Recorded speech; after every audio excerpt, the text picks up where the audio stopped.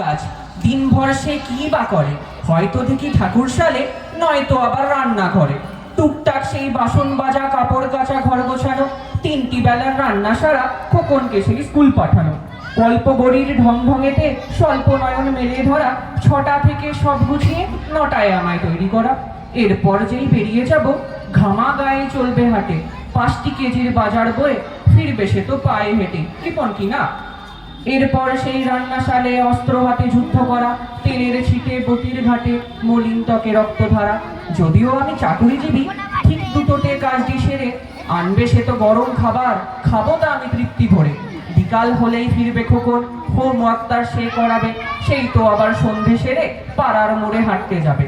এরপর তো ফিরবো আমি মাথার গামটি পায়ে ফেলে, বাস্তবেতে এসির তলায় কাজ তো করি হাত পা মেলে। সেই একই ভুল করবে আবার, নুন হবে না মাছের ঝোলে, বজ মেজাজে চোখ পাকিয়ে উঠবো আমি ছি থু বলে। তারপর সেই সব গুছিয়ে দোষীর মতো স্তব্ধ স্বরে বলবে আমায় আর হবে না, খাও না এবার কষ্ট করে। এরপর আমার স্বর্ণবাণী শুনেই সে তো বাক্য আড়া, বলবো আমি কি করো হে গল্প গুজব আড্ডা ছাড়া। এটাই হলো আমার সমাজ, কর্মধারা অর্থ এনে হয় যে পুরুষ সমাজ ধন্য, এ সমাজে চিরকালই বেগার শ্রমিক অকর্মণ্য। পরের তরে বেগার খেটে আদেও কি পায় যোগ্য যে মান, আদেও গণ্য তাদের কর্ম, অধিক কিংবা পুরুষ সমান। নমস্কার।